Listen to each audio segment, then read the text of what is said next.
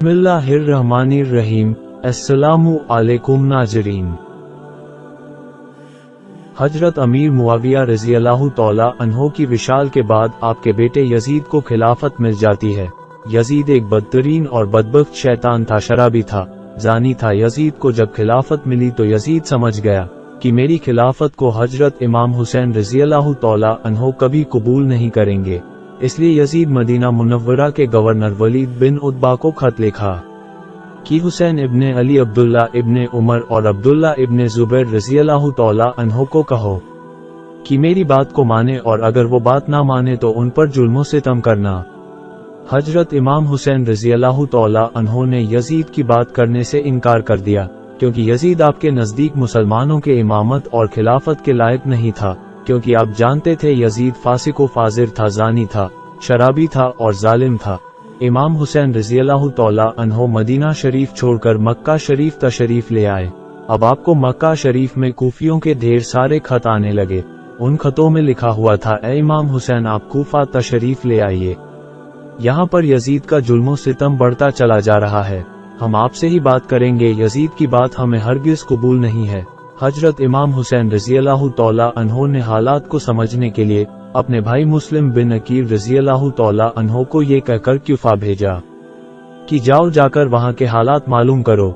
वहाँ के हालात कैसे हैं? जब मुस्लिम बिन अकील रज़ियल्लाहु तआला अन्हो कूफा पहुँचे तो वहाँ के लोगों ने बड़े ही एहतराम के साथ आपका इस्तकबाल किया। हजरत मुस्लिम बिन अकील रज़ियल्लाहु तआला अन्हो के हाथों में 18,000 लोगों ने बात कर ली, और हजरत मुस्लिम बिन अकील रज़ियल्लाहु तआला अन्हो ने अपने भाई हजरत इमाम हुसैन के नाम एक खत रवाना कर दिया, जिसमें आपने लिखा, यहाँ के हालात बिल्कुल सही है और 18,000 लोगों ने बात भी कर ली है, लिहाजा आप कूफा जल्द से जल्द तशरीफ ले आए।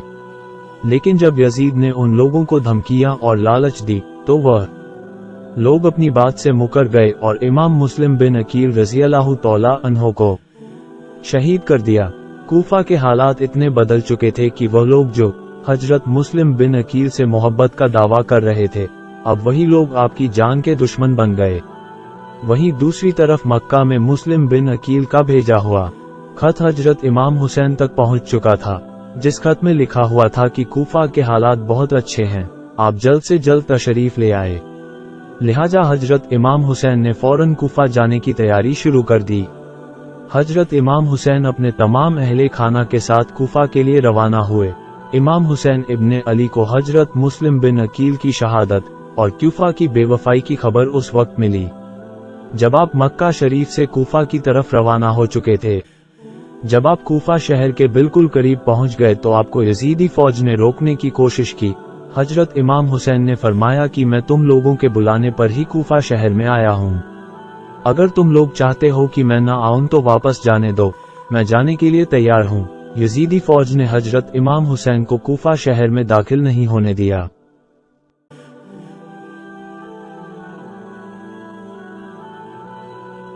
लिहाजा हजरत इमाम हुसैन अपने पूरे काफिले के साथ अपना रास्ता बदल लिए।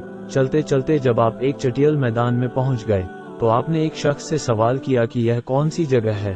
उस शख्स ने कहा, इस जगह को करबला कहा जाता है। आपने फौरन अपने पूरे लश्कर को हुक्म दिया कि यहीं पर खेमा लगा दिया जाए। मोहतरम अजीज दोस्तों, इस तरह से हजरत इमाम हुसैन करबला में पहुंचे। उधर यजीदी फौज को जब इस बात का इल्म हुआ कि हजरत इमाम हुसैन ने अपना खेमा करबला के मैदान में लगाया हुआ है, तो यजीदी फौज ने भी फौरन करबला के मैदान में पहुंचना शुरू कर दिया। यजीद की जो फौज करबला पहुंच रही थी, उनकी सिपह सालारी इब्ने साद कर रहा था। हजरत इमाम हुसैन ने इब्ने साद से कहा कि या तो तुम मुझे यजीद के पास ले चलो या फिर मुझे अपने शहर मक्का वापस जाने दो। लेकिन इब्ने साद इन दोनों बातों में से कोई भी बात नहीं मानी और वो आपको बात करने पर मजबूर करता रहा। लेकिन हजरत इमाम हुसैन ने उसकी बात से इनकार कर दिया। दिन गुजरते गए और 3 मुहर्रम का दिन आ गया। अब जालिम यजीद ने इमाम हुसैन के सामने 22,000 सिपाहियों का लश्कर भेज दिया। दूसरी तरफ हजरत इमाम हुसैन के साथ 82 लोग थे, जिसमें औरतें और बच्चे भी शामिल थे।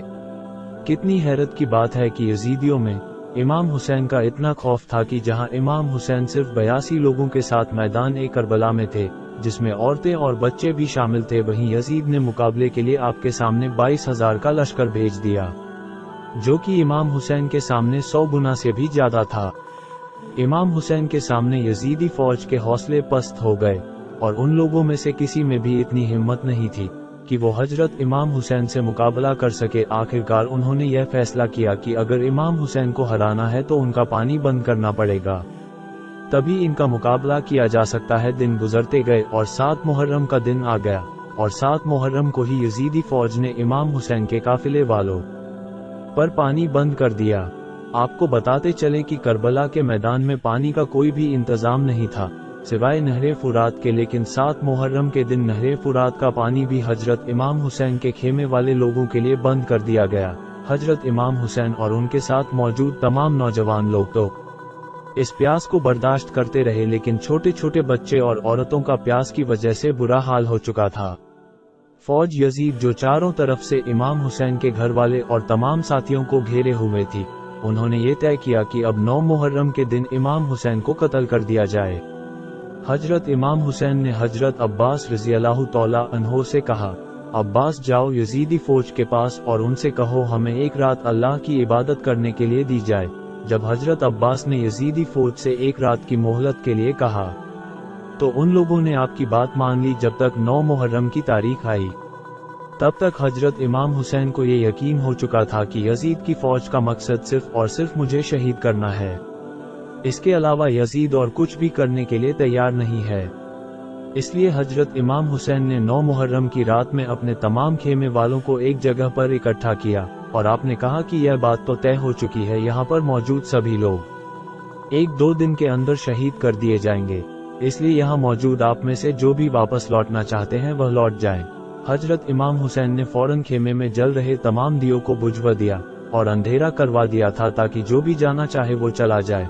थोड़ी देर बाद जब दियों को दोबारा जलाया गया तो सारे के सारे लोग बैठे आंसू बहा रहे थे, यानी कोई भी हजरत इमाम हुसैन को छोड़कर जाने के लिए तैयार नहीं था।